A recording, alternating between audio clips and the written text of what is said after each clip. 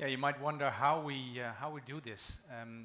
It's not a walk in the park if you have a public institute which is very inclusive and a commercial, privately owned company which is very exclusive.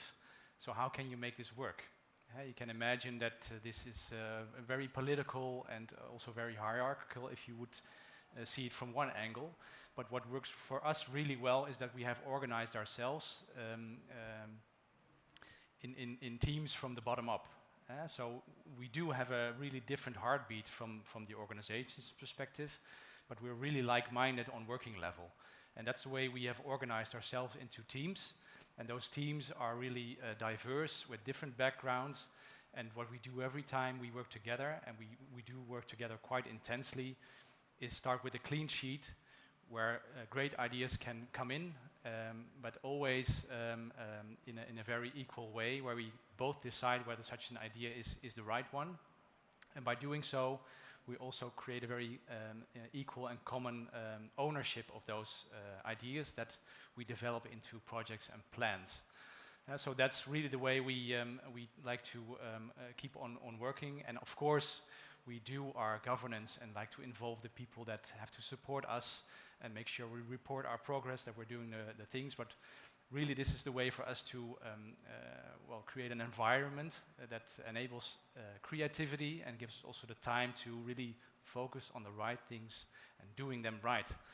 And of course, we have our principles, and having those two really diverse organizations come together, we need to make some agreements.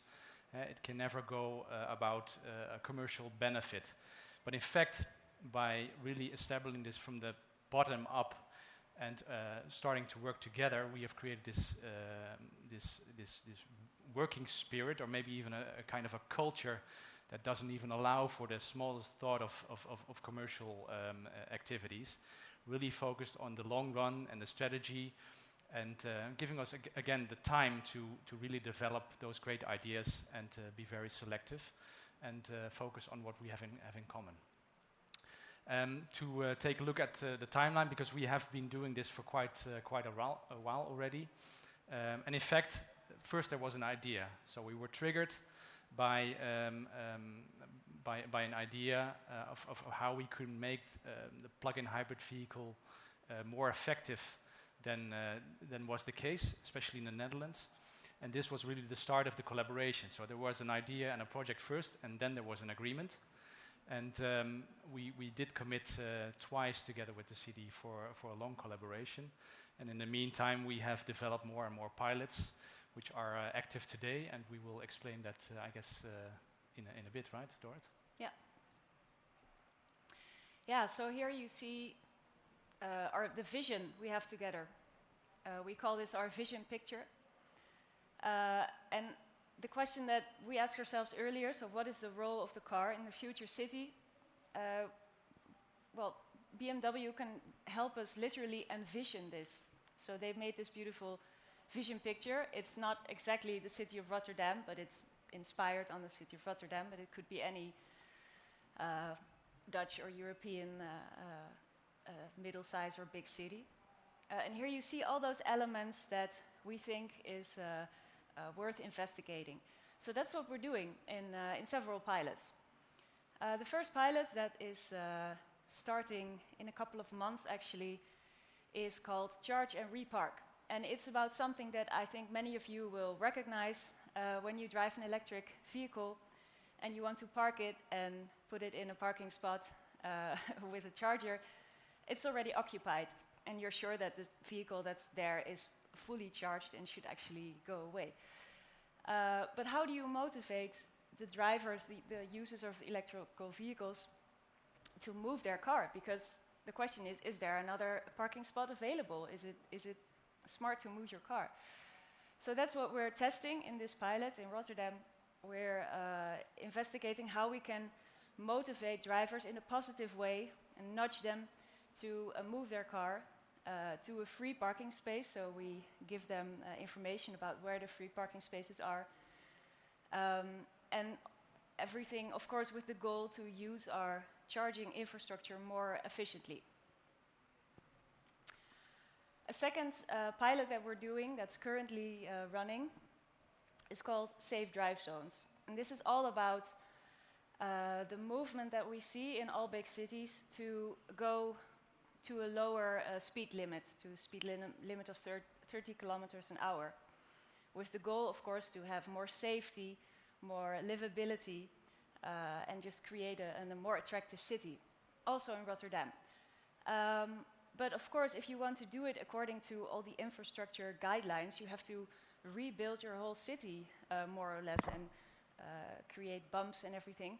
So we are, in this pilot, we're investigating what can we do to motivate the drivers with in-car technology, in-car messages in a positive way, in a stimulating way, to adjust their speed. And as I said, the pilot is currently running, and in a couple of weeks we'll have the results. Yes, and then a little bit different pilot is the vehicle-to-grid pilot. So probably may know our whole society is getting more and more electrified, and this is leading to many, or potential grid problems in the near future. So we're currently working to test how we can use the potential of all those batteries in those EV cars to balance actually these peaks in the grid. So called bidirectional charging. And we're doing it in a living lab, so it's a Kleinpolderplein it's called. It's the fleet management side of the municipality of Rotterdam. And of course the municipality wants to electrify their whole car park as well. So what we have done, we made a stationary battery from Alphen, you can see on the picture, which is working here to do the bidirectional charging. And of course we planted a couple of BMW electric vehicles over there, which are used now by the municipality, and we're testing with them how we can balance those peaks in this living lab that we created over there. So this is currently running, few results will be coming in soon. And then the second one, that is another one, is on mobility data insights. Of course, the datafication of our whole society is going on currently. And this is leading to lots of new opportunities for how to work with that data. We, in these pilots, we started to exchange different types of data between the municipality and BMW, based on which they can improve their services and their operations. So to give you a little bit of a picture, for example, now in Munich, BMW collects with their cars a lot of data, for example, on how icy roads are. And based on that data, which is sent to the municipality, they can send out their salt spreaders for certain locations which are more icy than others. And we're doing this in Rotterdam as well. So we're doing, for example, on road evenness. So Rotterdam can start working on the roads, or we do it as well based on braking and accelerating to determine in an early stage if some areas are unsafe or should be improved. So currently we're working with Erasmus University on this pilot to make it scientific proof as well. Yeah, I said Electric City Drive. This was the very first project we did together, and this is a nice example to show how we can take back those insights from an experiment into a actual service BMW now provides in their products. And the trigger here was the abuse of the plug-in hybrid technology, or actually we found it quite a shame that the electric potential was not optimally put to place, and we wanted to see how we can create awareness first of all, but also trigger and activate drivers to really drive electric where it matters the most, and that's in the most dense areas we live, and that's in the city center. So what we did is we created a geofence, which is a virtual gate, so to say, and make sure that as soon as a plug-in hybrid vehicle crosses those geofence, a trigger was sent to the driver in the car to switch manually still to the electric mode. And we learned that after a certain period of time that 93% was doing so. So that really was a very successful pilot on the positive behavior side. So we took that back into the development in Munich. And actually now we have this geofence in place at 138 cities in Europe. and all plug-in hybrids that run out of our factory are enabled to work with that geofence. So that's a great example of how that leads to products and services we develop, and yeah, looking forward to create that same road for other services, such as this phenomenon, which is called smart city travel. And here we want to see whether we can, first of all, again, create awareness on the route people travel to the city center, where especially air quality and traffic density are really a problem, and to see how, whether we can influence our users to switch from their car, park it outside the city center, and then switch to an electric scooter by Felix or a bike, and continue their route to the city center, and to see what messaging and what triggers are most successful in doing so. And we investigate that together with the university to really get to a proper analysis and also some insights that we can use for our product and service development going forward.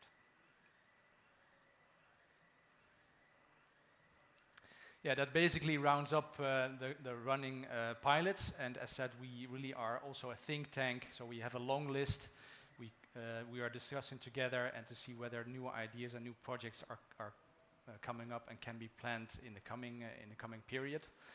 And basically, yeah, the red line in everything we do is try to positively stimulate driving behavior and see how we can make that work together. And we are wondering whether you have any questions for us. Or just reactions. I have a question. Is there a... Speak a little bit louder, maybe. I think we have a microphone. So our moderator. Marinda is gone, I think. Yeah. So I'll play... oh, is it on? Yeah. Yeah, she's there. Thank you. My name is Laurens Reijn. I'm working for the City of Rotterdam. I was wondering about this switch to electric mode in cars by geofencing. It's it's still in advice. Is it also possible to make it automatically change to the electric mode? Well, or is that a step too far?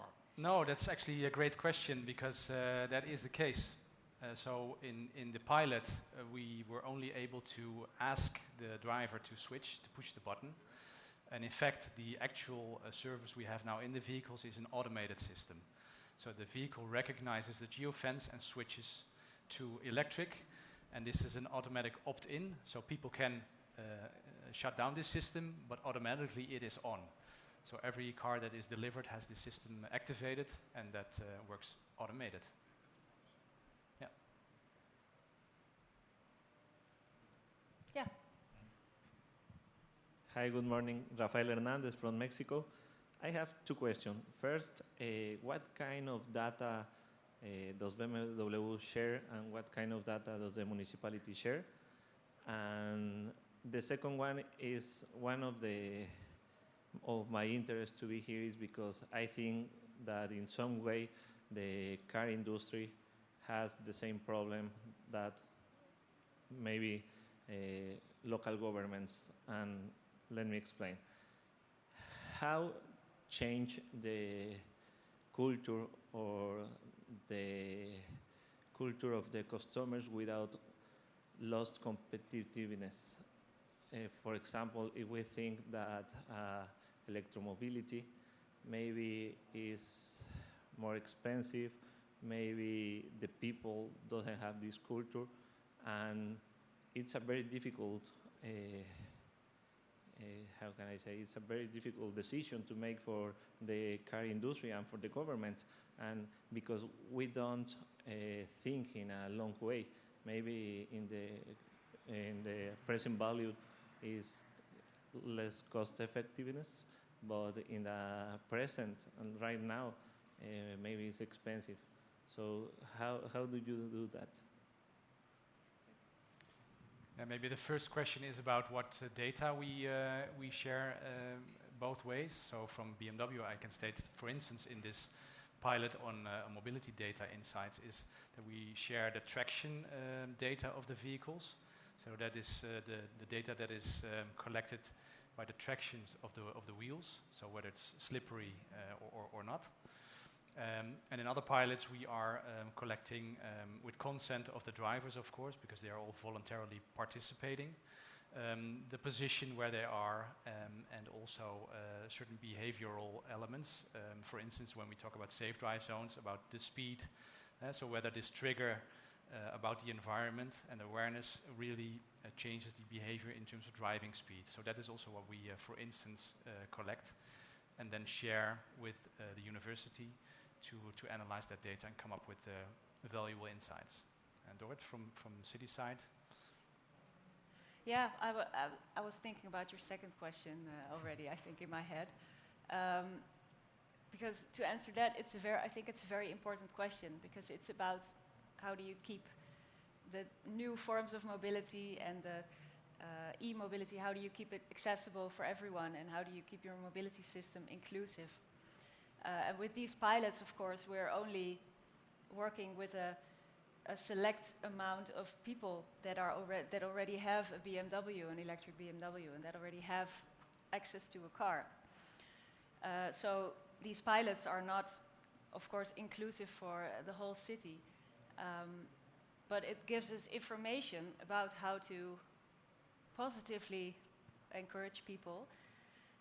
And also, on the other hand, as cities, I think worldwide, we're in a movement where there's just less space for cars. So I think all car manufacturers have to deal with that and have to be in front of the troops and innovate in a way that speaks to the cities and speaks to the challenge of keeping the mobility system inclusive.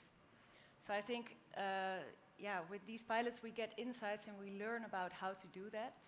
And when we scale up with that information, we want to learn how we can do it for more people and for people who don't own a BMW yet. And maybe I can add a little bit to it. I think from a global perspective, when you look at electromobility and the development, that's not a homogeneous development. You see a lot of differences between markets, continents, and cities even. So that is why we think that at some point in time, electromobility will come. And we try to anticipate, but also diverse in continents. So we have representation, let's say for Europe with Rotterdam, and for the Americas with a city there, and also in Asia to see what developments are going on. And of course, still there are a lot of differences, but at some point in time, let's say the blueprints we develop together should be applicable for other cities as well. But in a certain order, of course, and definitely not all in the same pace and time. Does that answer your question? Yeah, thanks. We have a big timeout clock. It has 10 more one seconds. last question. Well, thank you all. My name is Luc. I'm from Rotterdam. I work at Rebel. Thank you all for sharing this great vision. I have a question regarding scaling up these pilots. For example, BMW is doing with this geofencing. Great to hear. What is Rotterdam doing with these results? So are you scaling up any projects? Yeah, so I think a good example is the approach that we're having right now on the 30 kilometers an hour movement, I can say. So right now we have a pilot running that is about researching how drivers react to messaging in car about to adjust their speed. And in the meantime, we have an assignment as a city to lower our speed, and we don't have the money and the time to do it by infrastructure readjustments. So we really have to learn about these ways to do that with BMW. I'm pointing at him, but I mean the BMW. To implement that in the bigger program that we're making for the 30 kilometers an hour. So the pilots that we're doing, we always try to relate that on the bigger issues or topics that we're working on as a city already. Yeah. There's one more question, yes? Please go ahead. Good morning. My name is Fuensanta Martinez from ASEA, the European Automobile Manufacturers Association. I have a question for the City of Rotterdam. Are you applying sustainable urban mobility indicators? And if you are, how many and which ones? That's a good question, with I think a very elaborate answer, potentially. I think we have a lot of indicators, indicators that are very practical. So it's about how much more kilometers of cycle infrastructure do we construct, but it's also what is the amount of the clean rides, I should say. So what is the share of the total amount of movement in the city? What is the share of clean rides? So by bicycle, by public transport, walking, or with an electric vehicle. And on a city level, we're monitoring that for years. And we also just measure the use of cars that pass in and out of the city center and the use of bicycles. And we see that the use of bicycles is just exploding, and the use of cars and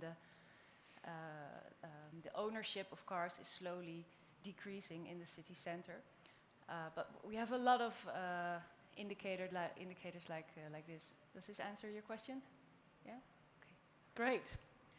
Thank you. Thank you for the questions, and thank you, Leonard, Mark, Dorrit, for your presentation. It's quite a small crowd, but if you look in the camera over there, this is being recorded and will be online for our online visitors. So, there's Great. even more people than there are here. Huge audience there.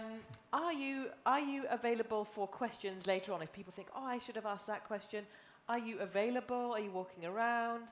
Are you on the app with your contact details? How can we find you? Well, first of all, we are around. I am around for the whole day. Great, I'm not sure whether you as well. And Okay. I'm also in the app. So. You're also in the Yeah, app. you can Okay, find good. me. If you have any questions that pop up, they can find you. Great.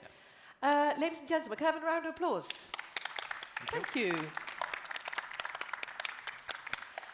Enjoy the rest of the show. I will continue here at 11:15 with Fit for 55. That sounds like a fitness program for 55 age pluses, but it's not. So do come back. Dank jullie wel. Thank you.